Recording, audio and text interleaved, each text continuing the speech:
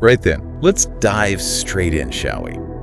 Today's case, it's a bit of a chillin' one, folks.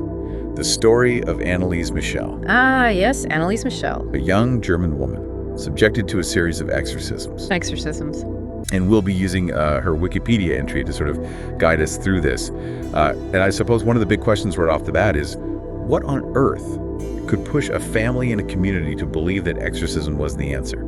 Well, I think one of the things that strikes me is the contrast we see in Anneliese's life between this seemingly ordinary and devout upbringing and then this absolutely terrifying ordeal that she endured. Yeah. I mean, her story begins in the 1950s. Okay. In a place called Leibelfing. Right. In Bavaria. In Germany? Germany, that's right. And she was a deeply religious girl by all accounts, went to Mass twice a week. Real testament to her faith. Yeah, absolutely. But when she was 16, her life took a very dramatic turn when she started having seizures. And she was diagnosed with temporal lobe epilepsy. And she was prescribed, Dilantin, which is an anticonvulsant. Right. Sadly, it didn't really stop the seizures. It's hard to imagine, isn't it, going through something like that at such a young age? Absolutely. And as I understand it, they got worse for her. They did, yeah. By the time she was 19, she started experiencing some quite frightening hallucinations. Yeah.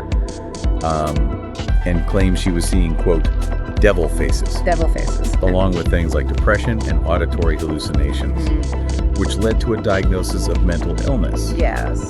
So the doctors then prescribed Alelect. Yes. Which is a drug, as I understand it, similar to chlorpromazine. That's right, yeah. Which is used to treat psychosis. Indeed.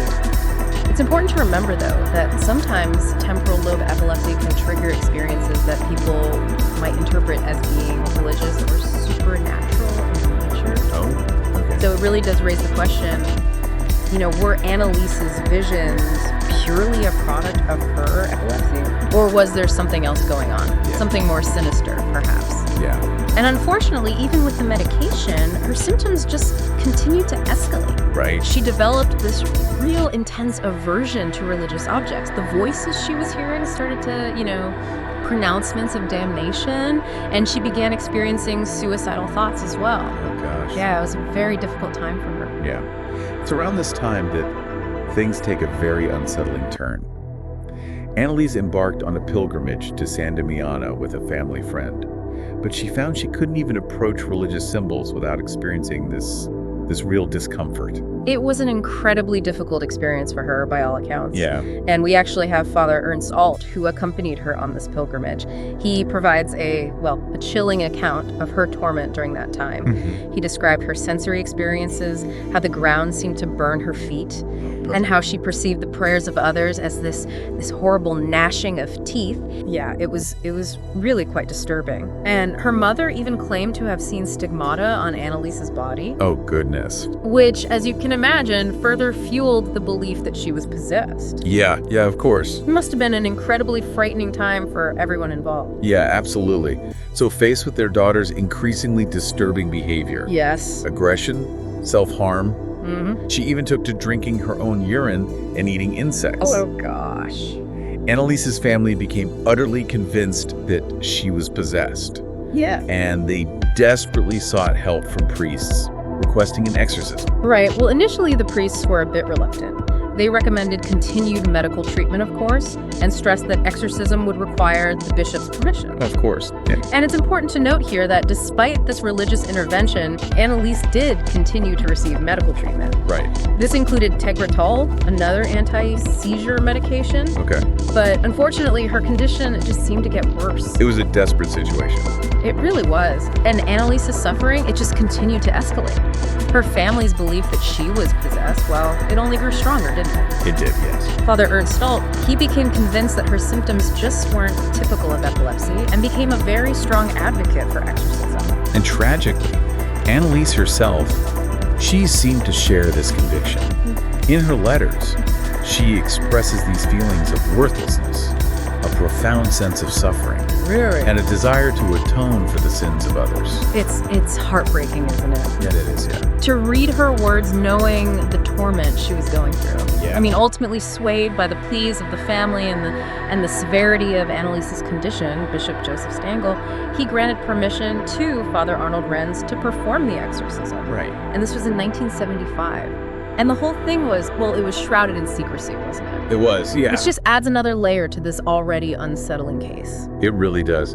This is where we enter a truly harrowing chapter in Anneliese's story. Yeah. Over a period of 10 months, she endured 67 exorcism sessions, each lasting up to 4 hours. 4 hours. 4 hours. Gosh. Some sessions were so intense that physical restraints were necessary. Oh, goodness. Just try to imagine the psychological and physical toll this must have taken on her already frail body. Absolutely. It's hard to fathom, isn't it? And what's really disturbing is that, despite her deteriorating health, she was suffering from malnutrition, right, dehydration, pneumonia, even pneumonia. Anneliese spoke of dying to atone for the sins of society and refused medical help. It seems her faith remained completely unwavering, even in the face of unimaginable suffering. It's a real testament to the power of belief. Yeah. But also a stark reminder of the dangers when religious conviction overrides medical care. Yes, it is. And tragically, on the 1st of July, 1976, at just 23 years old, Anneliese Michel died. But her death, it was just the beginning of another chapter in this very unsettling tale. It was. The autopsy report, it revealed a truly grim reality. Anneliese had died from malnutrition and dehydration resulting from prolonged starvation. It's a sobering thought, isn't it? Yeah. A reminder of the consequences when faith and medical responsibility collide. It is. The case quickly became a legal battleground, with Anneliese's parents and the 2 priests charged with negligent homicide. It was a huge case at the time, wasn't it? It was, yeah. Captured the attention of, the entire world, really. It did. The trial became a media sensation. Yeah, it did. So we have this trial, and we have medical experts testifying that Anneliese's condition was consistent with epilepsy and mental illness. Right. But then on the other hand, you've got the defense arguing for demonic possession. And they used audio recordings of the exorcisms as evidence, didn't they? They did, yeah. Chilling stuff. I bet it was. Absolutely chilling. They claim to have captured these voices of demons arguing among themselves. Oh, gosh. Even invoking names like Lucifer, Cain, Judas Iscariot, even Hitler. Goodness me. Who knows whether these sounds were genuine or not, Of course, yeah. But they undoubtedly had a profound impact on the public's perception of the case. Absolutely. Imagine what it must have been like to be in that courtroom and hear those recordings being played. I can't even imagine. The prosecution, acknowledging the immense suffering of Anneliese's parents, they recommended leniency. Okay. But they did want to see the priests fined. Right. But ultimately, the court convicted all parties. But they did receive suspended prison sentences. Okay. And they were ordered to share legal costs. It was a very complex verdict, wasn't it? Reflecting the difficulty of reconciling the clashing perspectives. Yes. On Anneliese's condition and, of course, the immense grief of her parents. Yes, of course. The ramifications of the trial, they extended far beyond the courtroom, though, didn't they? They did. It ignited this fierce debate. Yeah. About the role of exorcism in modern society. Yeah. And it really brought the whole practice under intense scrutiny within the Catholic Church. Yeah. Absolutely. It's fair to say that Anneliese's case really shook the public's trust in the church. It did. In their handling of this sort of thing. It forced people to really question the line between religious belief and, medical responsibility, didn't it? It certainly did. What happened to Anneliese is, it's a stark reminder, isn't it, of the ethical complexities that can arise when these two worlds collide. Absolutely. So did the church, how did they respond to this? Well, they did try to distance themselves from the claims of demonic possession in Anneliese's case. Right. Asserting that she was suffering from mental illness. But that doesn't seem to have stopped the debate, does it?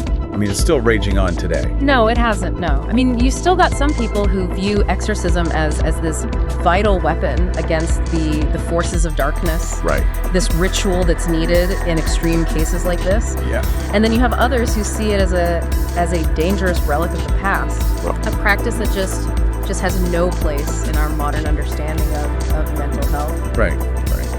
And I suppose Anneliese's story doesn't really offer any easy answers, does it? It's one of those cases that really forces you to consider the limits of our understanding. It does, doesn't it? Confronts us with the mysteries of the human mind. Absolutely. And makes us examine this fine line between faith and reason. Now, 2 years after Anneliese's death, her parents requested an exhumation. Oh, really? They did, yeah. Why was that? It seems they had heard these rumors that her body hadn't decomposed properly. Oh, right. Yes. And perhaps they were looking for some kind of confirmation. Yeah. Some physical evidence to support their belief that their daughter had been tormented by forces beyond our comprehension. I see.